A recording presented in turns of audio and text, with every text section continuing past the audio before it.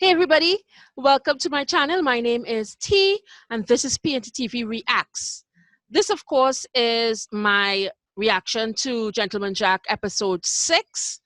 The name of the episode is Do Ladies Do That? It is well and truly overdue, but as I had said previously in my reaction to episode 5, YouTube at the time of the airing of the series was being very, very harsh. And I had not figured out, how to combat the algorithm and stuff like that. But since I've mostly perfected the way to avoid all the takedowns and copyright issues and, of course, the blocking of my video. So this video will be, as usual, in a 2-part video. So this is, of course, part 1. It will be split evenly down the middle. So enough of that.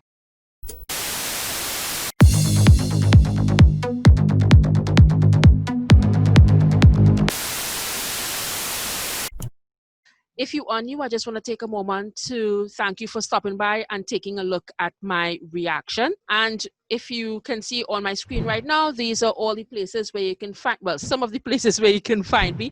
All the links of those social medias are in the description box below, along with my YouTube/Twitch Discord server. It's of course free to join. You just have to click the link. And as you can see on the screen, we have activity level ups, level 1 to 10, 10 being the highest, where you get automatic entry into my movie club. I also stream twice a week on Wednesdays and Saturdays on Twitch from 9 p.m. Eastern Standard Time. Wednesdays, of course, is Queer Female Night, and I put up a poll for that and for Saturday night's retro movies on my community tab on my channel. You could all take a chance on voting for whatever I watch.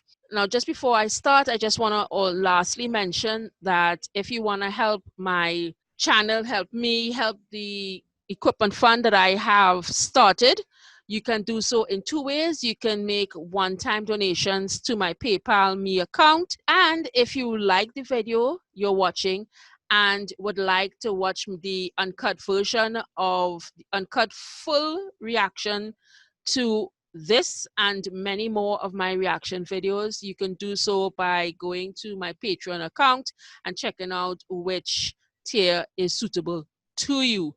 Okay, enough plugs. Basically, on episode 5, AL started off in bliss, and at some point, the very fast, what's her name? Because she's Get Me Liza, her busybody self, went to AW's friend, I can't remember her name, the annoying one, and told her that, AL was this and that, and basically a lesbian. But of course, she didn't use that word because he didn't have that word to use back then. But anyway, freaked Ann out, AW. And of course, because of the underlying trauma or the underlying mental problems, issues that she already dealt with or was dealing with, she just completely rejected AL. So AL tried to convince her or to remind her that, of the love of what she committed to, of what they were trying to build. But AW wasn't having it. She just, saw what she saw in her head. And, this terrifying feeling that, they will come and get her or whatever, just couldn't go away. And she rejected AL. But what was completely insulting was the fact that she said she would still lend anybody that Anne had asked her for to go towards the pit. That was the last straw. And while she was, of course, breaking the fourth wall and talking to us, she comes around the corner at the end of the episode to this ruffian, this hired gun, well, not hired gun, but hired bully or whatever it is. I don't know what ruffian is, all I can come up with. And proceeded to assault and beat Anne. And illustrates who I'm talking about. So that's where we're at right now. It basically left with her holding her ribs, her face all bloodied, and this guy saying that, to leave Ann Walker alone. I am assuming that it was Christopher Rawson is the one I think sent, because he was the one who said, when they were talking together, he said that if she wants in on the business, she wants to be a man, then she has got to feel the brunt of what that means, consequences of what that means. So that's where we're at with that. And last bit of info, I don't know why it stuck in my mind, but W had told Anne not to get the ring, that, don't send for the ring. But what Lester didn't tell her is that she had already sent for it. So, I don't know. Right now, I know that she is hurt. She's trying to pretend and convince everyone, including us, that she isn't. But we'll see what goes on in episode 6. All right, guys, we're starting in 5, 4, 3, 2, and go. Oh, they're picking up exactly where they left off. She probably have broken ribs. How she's gonna explain the blood on her face? Oh my gosh. Oh my gosh. Look at her face. Wait, aren't they having like lunch still with this idiot Abbott? Well, she's lucky that the house is so big she could sneak upstairs. Needs to see which way the yeah, wind's she blowing. can't handle that right now. Because just for the sake of it, she might end up beating that revolution idiot. Is a very... I mean, seriously, that's the best that Marianne could offer. Oh! Oh, my Lord, Rosie. It's nothing. I just need some more water. Can you bring it up to my room? Yes, Ma. I know that. She had to have broken ribs or very badly bruised ribs. So on top of the rejection, on top of the insult, she has to deal with this shit? Girl, you must really love Walker. Oh my God. For that tough bitch to be shaking like that, she has to be in some serious pain. Do you want me to? No. She can't even accept a simple... Thank you. Okay, I was not going to say that. I'll do it. She can't be... She's just trying to help. But she can't even... Oh, wow. Can I get you some brandy? Strength of this woman. No. Just let me know when Mr. Abbott's gone. Should I not send for Dr. Kane? No. No. There was a package came for you. Shall I fetch it? It's in your study. What package? I hope it's on this idea, but once and also I'm shipping this again. Oh no! Oh my God, please don't tell me that's the ring. Oh, for frick's sake. It's just like pouring shit today. You know what I mean? Unbelievable. I suppose the ring is absolutely beautiful. Oh, that's such a cute box. Oh my word. But you can't even see because her eyes are bloodshot. Oh no. Oh no. Oh, that's so fucked up. No way. But I have to say, I mean, I'm sorry, but let's do the gentleman dance. Dun dun. Best entry ever for a butch lesbian. Oh my God. There is no other. I mean, they have better intros to anything, but a butch lesbian of 18th century and just man spiff. Fell off a wall. It was dark. She did what? What was she doing on a wall in the dark? I did. Walking on it. Which wall? And they believe in that shit. They The one- actually accepting The that one coming lie. back from Lightcliffe. Well, you missed Mr. Abbott. Who? Oh. Was that yesterday? Yes. How was it? Ah, you know very well it was supposed to be Very well. yesterday. Ah, How's oh. Miss Walker? Aww. Look at her reaction to just her name. Sorry, I think I'm going to be sick. Those aren't the sort of injuries anyone gets from falling off a wall. Oh, she would be her sister if she wasn't at least smart. If you could be present next time when he brings his mother, I'd be grateful. But she could be a little bit more fucking sensitive, can't she?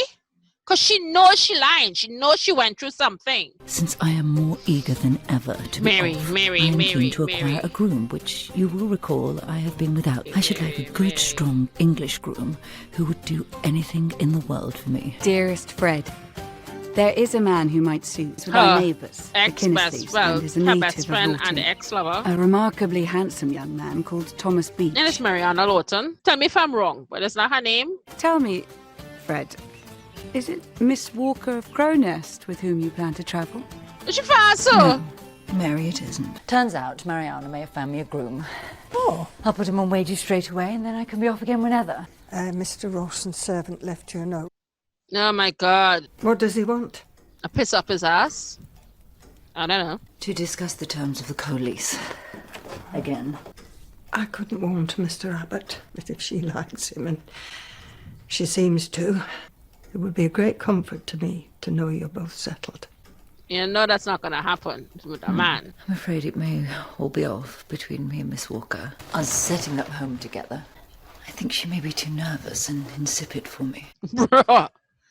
Really? In love with her? I'd become rather more fond of her than I ever imagined I would. Seriously, and that's it? I really had started to think that we could both be good for one another, irrespective of all her money. She's so sweet. She's so good-natured. She's so kind. She's in love. She looks up to me. She loves me.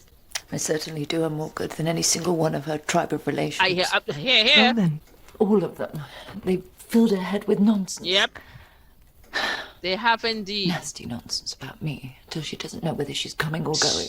She just wants some courage. The courage to follow her instincts. But she won't.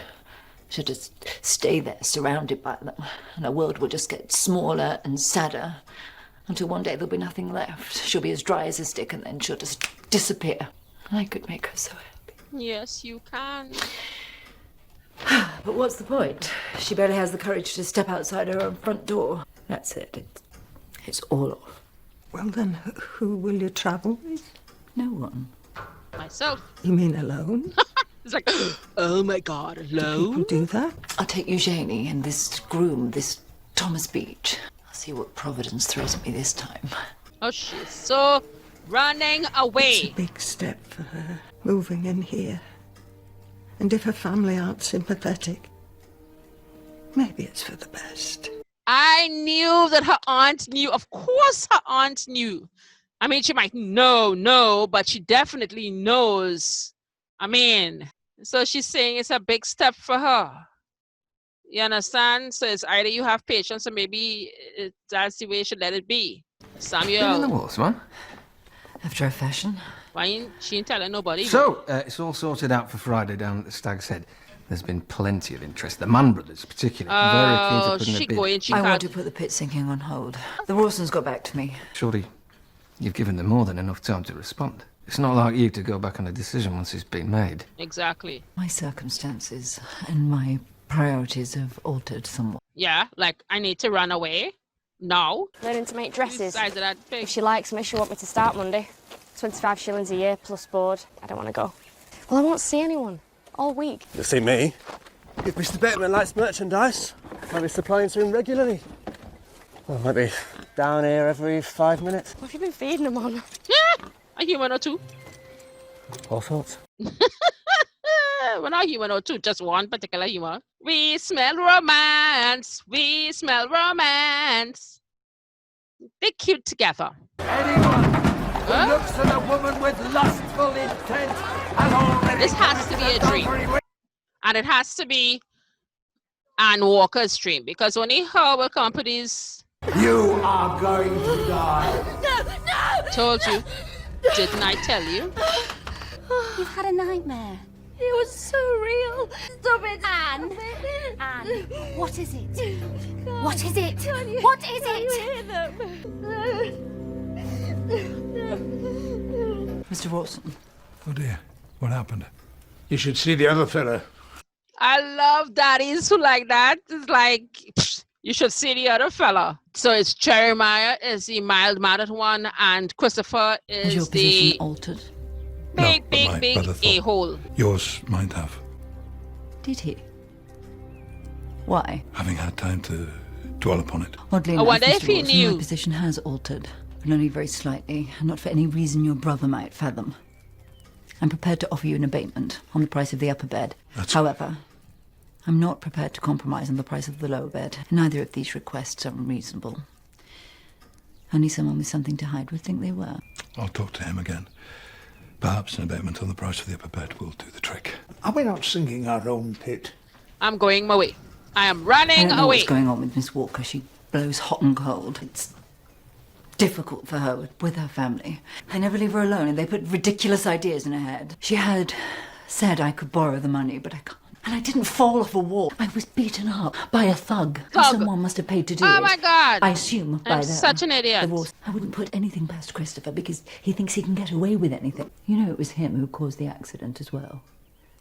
When little Henry Hardcastle lost his leg. What? He was the idiot driving the gig. He was seen. You did right to warn me off Cole. It's a nasty business. But I won't be beaten. Not by him. Not by anyone. Miss Walker's manservant from Cronest is here with a message. Didn't she just like say she was blowing hot and cold?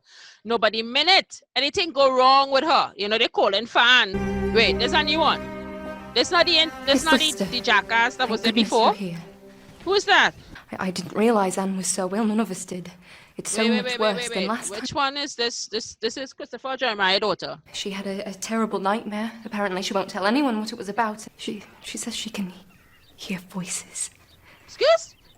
In her room. All right, so maybe her mental problem is a little bit worse. Is she schizophrenic? No, I am not a mental. Oh my God. Let me just, before I say that, I am just assuming, since I have read partway about these things, I have no idea. I have no experience in it, in any kind of mental issues, except maybe my own. But I'm just saying, as she's hearing, you know, voices and stuff like that. So maybe that might be the case. I don't know.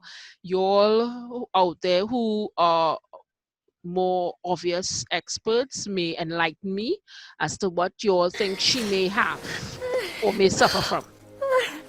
I thought you'd gone forever. I thought you'd given up on me. I thought I'd never see you again. And I'm sorry. I'm sorry. I'm so sorry about all the things I said. What? What happened to you? Are you kidding me? Harriet's gone. I told her to leave. People are worried about you. Tell me what's going on. I don't... Don't leave me again. Promise me. You told her to go. No wonder Anne says she's blowing hot and cold. But then again, I suppose... What we did was repugnant and queer. Yes. I love you. I want to be with you. I want to marry you. I'll do everything. I'll do everything you said. I don't want to go abroad. Not in the state I'm in at the moment, but everything else. No, we need to get you better first. Don't leave me again. Promise me. I'll do what I can. Promise me. I'll do what I can for you. Please stay tonight. She had said to herself that she wasn't going to go back into that. Very strange things have been happening. And no one believes me. You'll hear them. If you stay in the room tonight, you'll hear them. Something to do with the clock on the landing. All right, then. I know, and I know that sounds bizarre, but I'm not making it up. It's not that I'm making it up, sweetheart. It's just you're the only one who's hearing it. I need to have knockout cold. The afternoon siestas. A note from Miss Lister. The servant from Cronest brought it. She's staying over at Cronest for the night. Thought it was all off with Miss Walker. You understand it? No, that is where Anne gets her from. There's a whole video that someone did on AL doing Okay, guys, so let's stop right here and end part 1. There's a lot to take in. Anne Walker has completely flipped the script. Her mental issues are coming too much. And then when she saw Anne Lister, she was, don't leave me, don't. So it's totally unmanageable at this point. So let's go on to part 2 and see what's going on.